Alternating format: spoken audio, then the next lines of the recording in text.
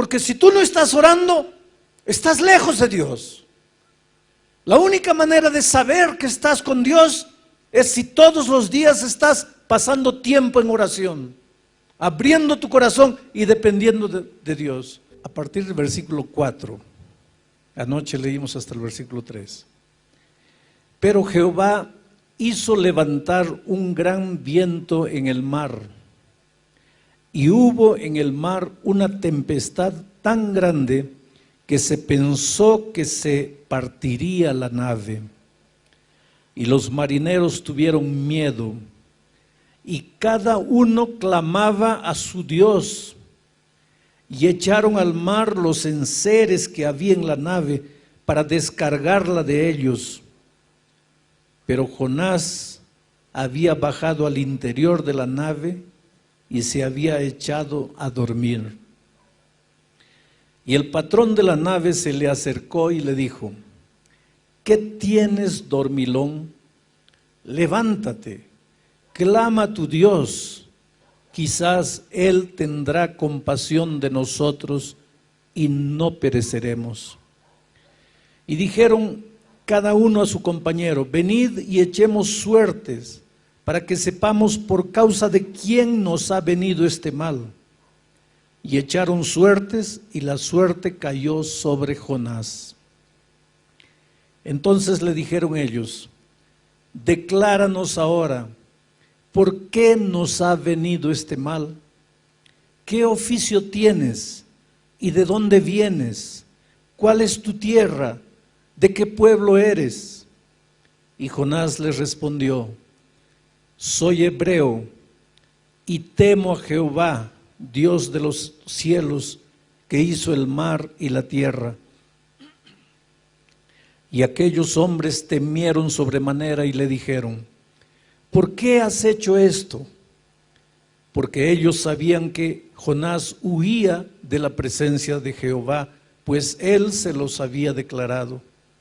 Y le dijeron: ¿qué haremos contigo para que el mar se nos acalme? Porque el mar se iba embraveciendo más y más.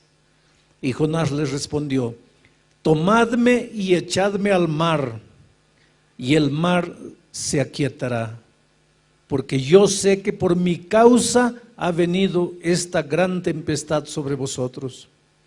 Y aquellos hombres trabajaron para hacer volver la nave a tierra, mas no pudieron, porque el mar se iba embraveciendo más y más contra ellos. Entonces clamaron a Jehová y dijeron: te rogamos ahora, Jehová, que no perezcamos nosotros por la vida de este hombre, ni pongas sobre nosotros la sangre inocente, porque tú, Jehová, has hecho como has querido. Y tomaron a Jonás y lo echaron al mar, y el mar se aquietó de su furor. Y temieron aquellos hombres a Jehová con gran temor, y ofrecieron sacrificio a Jehová e hicieron votos. Pero Jehová tenía preparado un gran pez que tragase a Jonás, y estuvo Jonás en el vientre del pez 3 días y 3 noches. Vuelvo a leer el versículo 4. Pero Jehová hizo levantar un gran viento en el mar, y hubo en el mar una tempestad tan grande que se pensó que se partiría la nave. Dios tiene un plan maravilloso para todo aquel que un día se encuentra con Jesús. A Abraham, Dios le dijo: sal de tu tierra, de la casa de tus padres, y anda a una tierra que yo te mostraré.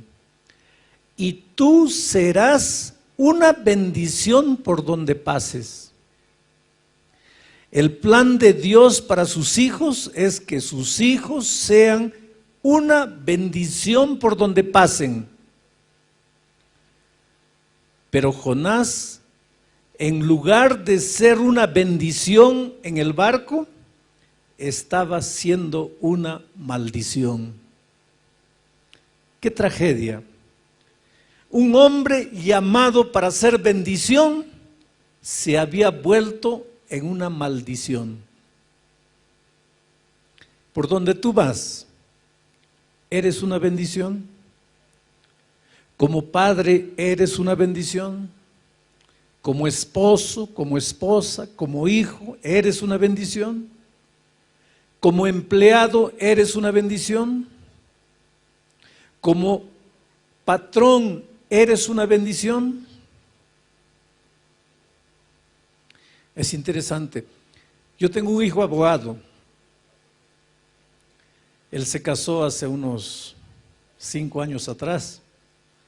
Y el día de las bodas conocí a otros 2 socios de él en un estudio jurídico que ellos tienen en Brasilia. Y yo los veía a esos 2 socios, también abogados famosos allá, medio dislocados porque no había bebida, no había cigarro, no había baile, no era el ambiente de ellos. Y dejé todo y me fui a la mesa de ellos para hacer sala, ¿no? Para conversar un poco, para que ellos no se sintiesen fuera del ambiente. Y es impresionante lo que ellos me dijeron. Yo les dije, mire, yo les agradezco a ustedes por el apoyo que ustedes le dan a mi hijo. Y uno de ellos me dijo, mire, nosotros no le damos ningún apoyo. Él es un buen profesional, pero una cosa, nosotros 2 tenemos una gratitud profunda por él, porque él tiene algo que nosotros no tenemos. Él tiene fe, él cree.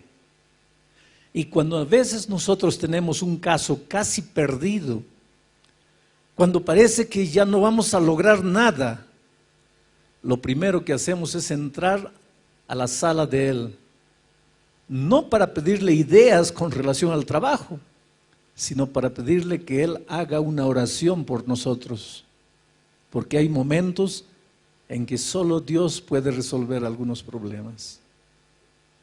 Bueno, eso es lo que Dios quiere para ti, que por donde tú vayas seas una bendición.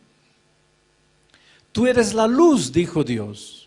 Vosotros sois la luz del mundo, dijo Jesús. ¿Ya escuchaste hablar de la leyenda del rayito de luz? El rayito de luz quería conocer a las tinieblas y un día fue a la mamá y le dijo, mamita, quiero conocer a las tinieblas, ¿dónde puedo encontrar a la oscuridad? La mamá le dijo, mira, anda a ese cuarto, allí está la oscuridad, puertas cerradas, ventanas cerradas, métete por alguna rendijita, allí vas a encontrar a la oscuridad. Y el rayito de luz se fue, entró y volvió frustrado. Mamita, entré, pero no había ninguna oscuridad. Entonces la madre le dijo, mira, ándate al centro de la tierra, allá al fondo de la tierra, ahí está la oscuridad. Y el rayito de luz se fue allá y volvió triste. Mamita, tampoco encontré la oscuridad. Y la mamá lo mandaba para aquí, lo mandaba para allá y el rayito de luz volvía y le decía, mamá, no encuentro a la oscuridad. Y la mamá le dijo, mira hijito, nunca vas a encontrar a la oscuridad, porque por donde tú vayas, todo va a quedar iluminado, porque tú eres un rayo de luz. Oh querido, tú eres un rayo de luz. Tú naciste para ser una bendición. Mucha gente se queja y dice así, esta vida es un infierno, esta vida es injusta, nadie me ama, nadie me quiere, nadie me acepta, todo el mundo me trata mal. Pero yo quiero darte una noticia que no sé si te va a gustar. No es que todo el mundo te trata mal, no es que nadie te quiere, es que este mundo, esta vida es como un espejo. Si tú vas al espejo y le sonríes, el espejo te sonríe. Si tú vas al espejo con rabia en el rostro, el espejo te va a devolver la misma imagen.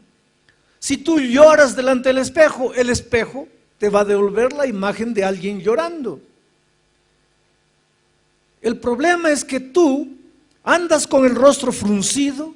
¿Andas quejándote de la vida? ¿Miras a las personas y nadie te gusta?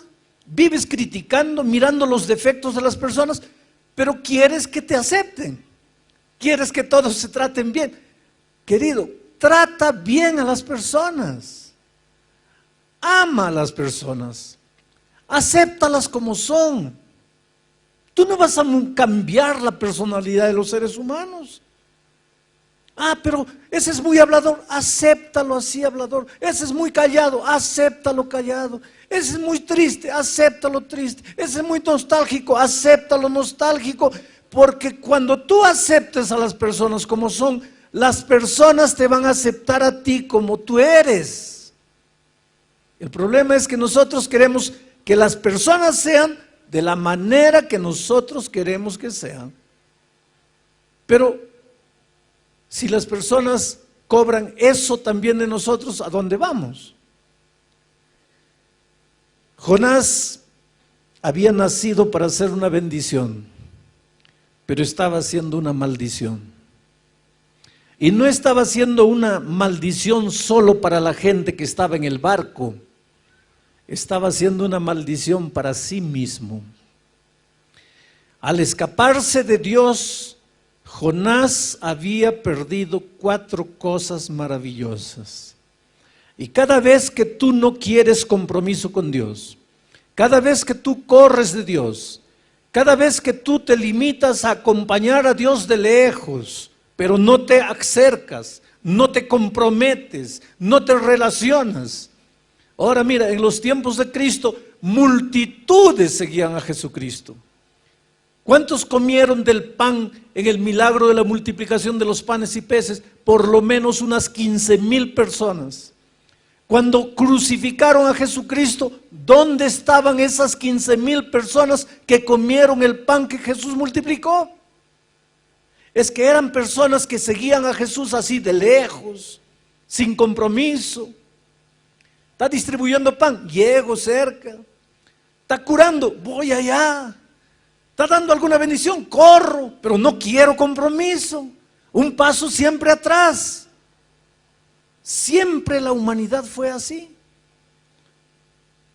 Pero cuando tú vives distante de Jesús, cuando no quieres comprometerte, pierdes 4 cosas. Las 4 cosas que Jonás había perdido cuando decidió alejarse de Dios. En primer lugar, Jonás perdió su capacidad de orar. Perdió su capacidad de orar. ¿Recuerdas cuando leí el texto?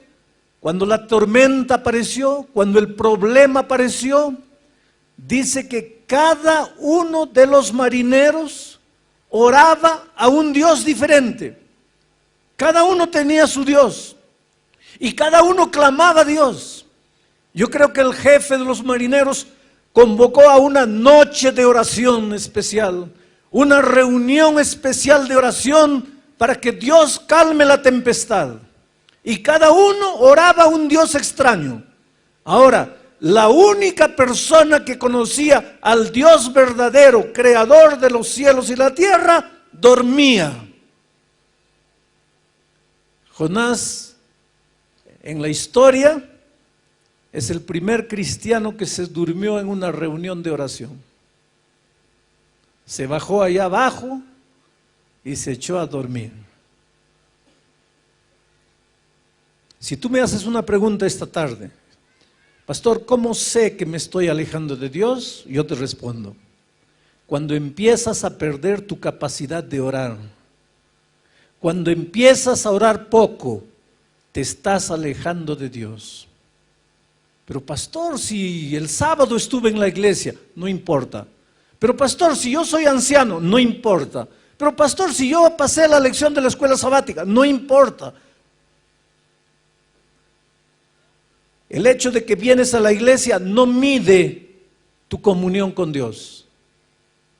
El hecho de que tienes un cargo en la iglesia no mide tu comunión con Dios. Lo que mide tu comunión con Dios es tu capacidad de orar. Y la primera evidencia de que te estás alejando de Dios es que te da menos y menos ganas de orar. Y cuando tú no oras puedes estar en la iglesia, pero estás solo en la vida. Y cuando la tormenta viene, ¿qué haces? ¿A dónde vas? Cuando están demitiendo de la empresa a todos los empleados y tu nombre está en la lista, ¿qué haces? Cuando tu hogar se está destruyendo, ¿qué haces? Cuando estás adeudado o endeudado hasta el cuello, ¿qué haces? Porque si tú no estás orando, estás lejos de Dios. La única manera de saber que estás con Dios es si todos los días estás pasando tiempo en oración, abriendo tu corazón y dependiendo de Dios. Pero Jonás había perdido su capacidad de orar. Como consecuencia de haber perdido la capacidad de orar, Jonás empezó a perder la sensibilidad espiritual. Jonás dormía. Y cuando tú estás durmiendo, estás víctima de tus enemigos, a merced de tus enemigos. Cuando estás durmiendo, hasta un niño te puede matar. ¿Por qué? Porque durmiendo no puedes defenderte. Al alejarse de Dios, Jonás estaba perdiendo la sensibilidad espiritual. Mira, todos los marineros en el barco se daban cuenta que había un problema. Jonás no. Jonás dormía. Los marineros en el barco agarraban las cosas y arrojaban al mar para que el barco no tuviese mucho peso, a fin de que continuase flotando. Los marineros se esforzaban, los marineros luchaban, los marineros miraban al cielo, pensaban, ¿qué está pasando? Ahora el único que tenía conciencia de lo que pasaba, dormía. Había perdido la sensibilidad espiritual.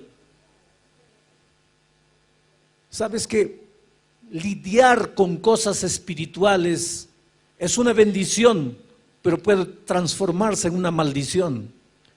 Porque podemos familiarizarnos tanto con las cosas espirituales que pasan a ser rutinarias. Dejan de ser especiales, dejan de ser sagradas. Tórnanse comunes, tórnanse simples. Pierdes la sensibilidad espiritual. Hay tanta violencia en el mundo, hay tanto secuestro, explosionan las torres, hay guerra, hay terremoto, hay tsunami. ¿Cuándo escuchaste hablar de tsunami? A no ser de estos últimos años. 10 años atrás, ¿sabías lo que era tsunami? Hoy día, ¿alguien no sabe lo que es tsunami? Todo el mundo. Quiere decir, algo está sucediendo en nuestro mundo. Algo está pasando. Y hay mucha gente que no conoce a Dios, que no conoce la palabra de Dios, pero se pregunta, ¿qué está pasando? Y muchos que están en la iglesia duermen. No se dan cuenta. Están perdiendo la sensibilidad espiritual. Al perder su capacidad de orar, Jonás pierde su sensibilidad espiritual. Y al perder la sensibilidad espiritual, Jonás pierde su capacidad de oír la voz de Dios. Se endurece, se adormece y duerme. Y querido, ay de ti y de mí si un día perdemos la capacidad de escuchar la voz de Dios.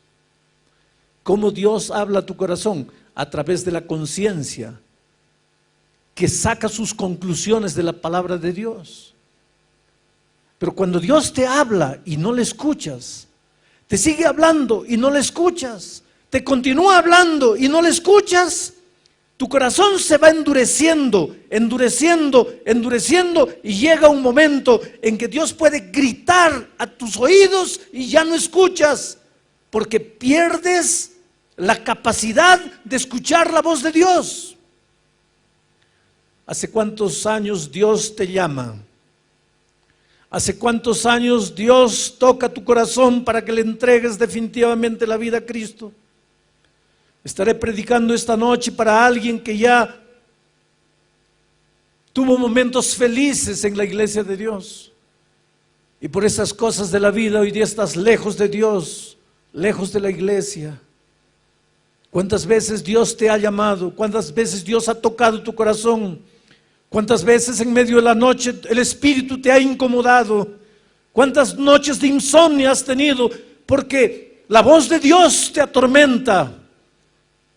Pero si tú no le haces caso, y no le haces caso, y no le haces caso, llega un momento en que tu corazón se endurece y pierdes la capacidad de escuchar la voz de Dios.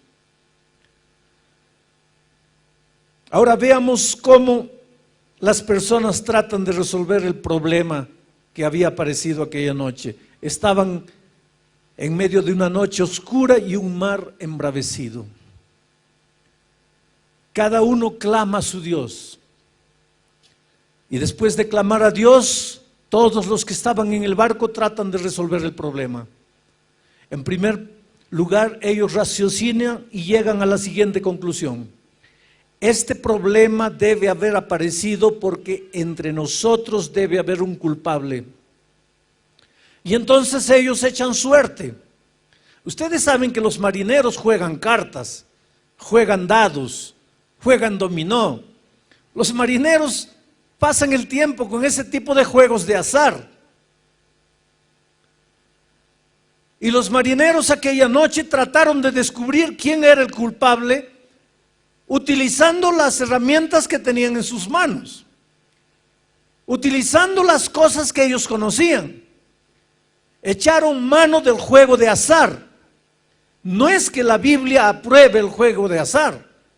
Lo que la Biblia está mostrando es que cuando el ser humano está en problemas, trata de resolver sus problemas con lo que tiene en la mano.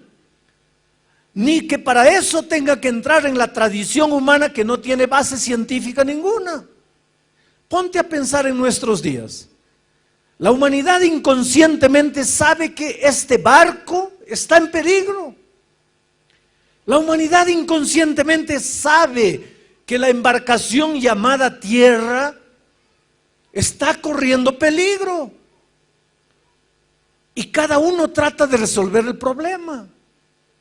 Unos piensan que esta tierra se va a destruir por causa del desequilibrio ecológico. Entonces vamos a concentrar todas las fuerzas en mantener el equilibrio ecológico. Y nunca en la historia se vio tantos movimientos defendiendo el equilibrio ecológico.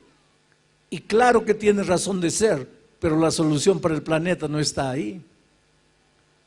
Hay mucha violencia, hay mucho robo, hay mucha deshonestidad.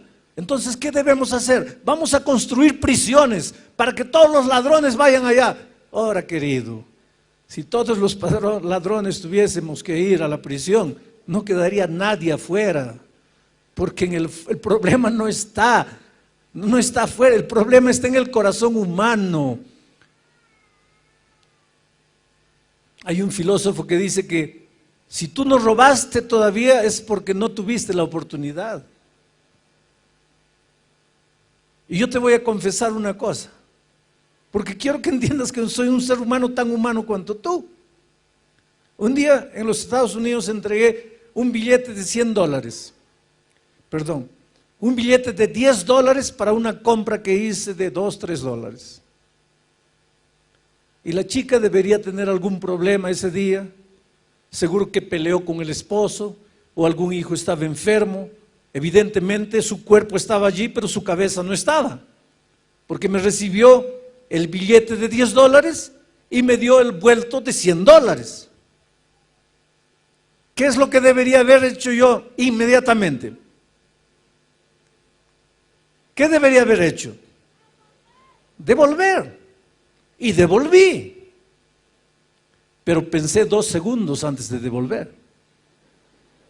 Y después me asusté. ¿Por qué tuve que pensar? ¿Por qué tuve que pensar?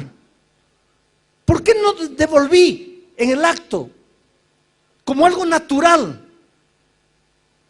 Porque la honestidad no es natural. No es natural de nuestra naturaleza pecaminosa. Entonces, querido, el problema no está con la justicia humana, no está con la prisión, el problema está con el corazón humano. Pero cada ser humano trata de resolver el problema. El matrimonio está hundido, vamos a intentar esto, vamos a intentar aquello, vamos por este camino. A veces entra en el terreno de la depravación, queriendo salvar el matrimonio. El problema no está allí. El ser humano, mira, hay gente que no sale de casa sin mirar el horóscopo para ver si este es mi día de suerte o no, si hoy día me va bien, me va mal. Ponte a pensar un poquito, ¿qué tiene que ver el astro que está ya millones de años luz con tu vida aquí? Oh, querido, piensa un poco. Porque me tropecé porque mi horóscopo decía que me iba a tropezar. ¿Qué tiene que ver ese astro con el hecho que no miraste la piedra que estaba delante de tu camino? Pero el ser humano, cuando está en problemas, trata de correr de un lado para otro para resolver el problema. Y es lo que los marineros hicieron aquella noche. Lo que estaba a las manos eran las cartas y comenzaron a echar suerte. Y te digo una cosa, cuando los seres humanos son sinceros, y aunque no estén en el camino correcto, porque no conocen otra verdad, Dios puede manifestarse a ellos. Y fue lo que sucedió aquella noche, porque la suerte cayó a Jonás. Y ahora los marineros fueron a Jonás y le preguntaron: ¿qué hiciste? ¿Por qué nos trajiste esta maldición? Ahora miren la actitud de Jonás. Jonás pensaba que la solución para los problemas estaba en las manos del propio ser humano. Jonás llegó a la siguiente conclusión: yo pequé, yo traje este problema, yo traje esta maldición, entonces yo voy a pagar por lo que hice. Arrójenme al mar y cuando yo me muera, ustedes se van a quedar en paz. Jonás era un profeta de Dios. Jonás conocía el tema de la gracia redentora.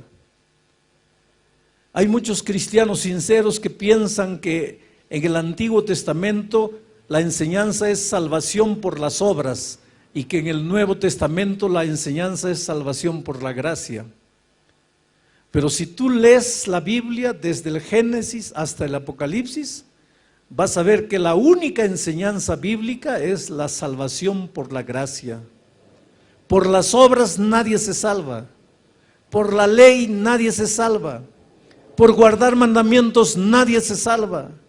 Desde el jardín del Edén, cuando un cordero fue sacrificado para preparar vestidos para cubrir la desnudez del hombre, Dios estaba diciendo que la salvación es únicamente por la gracia de Jesucristo, porque ese cordero simbolizaba al Cordero de Dios que tiraría el pecado del mundo. Cuando Israel todos los días ofrecía sacrificio y un corderito era sacrificado, el mensaje era: la salvación es únicamente por la gracia. Por lo tanto, Jonás conocía el tema de la salvación por la gracia, pero él no creía. Él tenía una manera de pensar: el que la hace, la paga. Yo la hice, entonces merezco morir. Y es verdad, queridos. La Biblia dice: por cuanto todos pecaron, están destituidos de la gloria de Dios. Pablo afirma: la paga del pecado es la muerte. Todos esta noche merecemos morir. No hay justo ni siquiera uno, dice la Biblia. No hay quien busque el bien. Está en nuestra naturaleza el pecado. Nuestra inclinación natural es hacia el mal.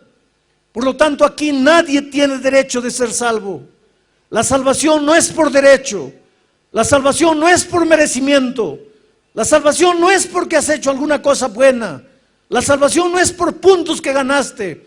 La salvación no es una medalla de honra que recibes. La salvación es únicamente por la gracia de Cristo, porque Él te ama, a pesar de lo que has hecho, a pesar de tu pecado, a pesar de la vida que has vivido, a pesar de que creas o no creas. Dios te ama y quiere salvarte. Pero Jonás no entendía eso. Por ejemplo, cuando Jonás decidió escaparse de la presencia de Dios, fue porque Dios le dijo: levántate, ve a Nínive y profetiza. Y Jonás, más adelante vamos a ver eso, le dice a Dios: yo hubiera ido a Nínive a profetizar si yo hubiera sabido que tú los ibas a destruir. Pero Dios, yo te conozco y yo sé que si yo predicaba en Nínive, los ninivitas se iban a arrepentir y tú los ibas a perdonar. Y en mi opinión, esa gente no merece perdón. Por lo tanto, yo me escapé. Yo no fui a Nínive porque tú no ibas a cumplir con tu palabra. Y ahora, cuando Jonás le dijo a los marineros: arrójenme al mar, y los marineros lo arrojaron al mar, yo imagino la escena, déjenme imaginar. Jonás dando vuelta en el agua antes de hundirse. Las ondas como un remolino tratando de hundirlo. Y Jonás ya solo con la cabeza para afuera, mirando al cielo y diciéndole a Dios: ¿está viendo, Señor? Es así que se trata al pecador. Pecó, murió. Pero los ninivitas pecaron y yo sé que tú los ibas a perdonar. Entonces yo te estoy dando una clase de teología. Yo te estoy dando una lección de salvación. Es así que se trata al pecador. Oh, querido, es realmente así que se trata al pecador. Pero no es así que Dios trata al pecador. Porque si Dios te tratase como tú mereces, ¿dónde estarías tú? Si Dios me tratase a mí como yo merezco, ¿dónde estaría yo? Los marineros clamaron a Dios antes de arrojar a Jonás y le dijeron: Señor, no queremos morir por causa de la vida de un inocente. ¿Inocente? ¿Jonás era inocente? Jonás murió, o posiblemente moriría, pero no estaba muriendo por los marineros. Los marineros eran los inocentes. Jonás estaba muriendo por su propia culpa. Diferente de Jesús, que cuando murió en la cruz del Calvario, no estaba muriendo por él, porque Jesús sí era inocente. Él sí estaba muriendo por los pecadores. Él estaba muriendo por mí. Por eso, toda la eternidad no será suficiente para que yo pueda agradecer el amor maravilloso de Jesucristo. Y Jonás desapareció en las aguas. Todo el mundo pensó que había muerto. Y ahora entro a la parte final del texto de esta noche. El último versículo del capítulo 1 dice así: pero Jehová tenía preparado un gran pez. El problema del pecado a Dios no lo agarró por sorpresa. Desde la eternidad Dios ya tenía el plan de salvación preparado. Dios había preparado un gran pez. Ese pez recibiría a Jonás, lo sacaría de las profundidades del mar, lo llevaría a la playa y lo dejaría salvo allí. Tú y yo somos Jonás. Por nuestros pensamientos, por nuestros sentimientos, por nuestras actitudes, nosotros merecemos el fondo del mar, el fondo del pecado, el fondo de la muerte. Pero así como Dios tenía preparado un gran pez para salvar a Jonás, En el maravilloso plan de salvación, Dios tenía preparado una cruz, y en esa cruz murió Jesucristo. Esta noche estaba en el camarín y hay una señora llamada Verónica que todas las noches cuando llego me recibe en el camarín con todo cariño, tiene un agua caliente, trata de hacer mi estada en el camarín lo más confortable. Esta noche le pregunté: ¿quién eres tú? Y ella me dijo: pastor, hace muchos años, 9 años atrás, cuando mi hijo mayor tenía apenas 6 años, 7 años, mi esposo se fue con otra mujer. Nunca más lo vi, me dejó con 3 hijos, sola para criar 3 hijos. Y un día tuve ganas de morir. Quise quitarme la vida. Estaba en el fondo del pozo. Estaba destruida. La vida no tenía sentido. Y Dios me extendió la mano y me sacó del fondo del pozo. Y hoy día mis hijos ya empiezan a crecer. Mi hijo mayor ya tiene 16 años. Y yo estoy aquí, amando a Jesús con todo mi corazón, tratando de servir a Dios y de hacer lo mejor para Él. No importa quién eres tú ni cómo tú vives. No importa el drama que vives. No importa si por errores personales hoy día te sientes en el fondo del mar, desempleado, sueños destruidos, matrimonio destruido, sin hijos, sin padre. Yo te digo, Dios tiene preparado un plan de salvación para ti. Dios te extiende la mano, pero Él no puede hacer nada por ti si tú no quieres.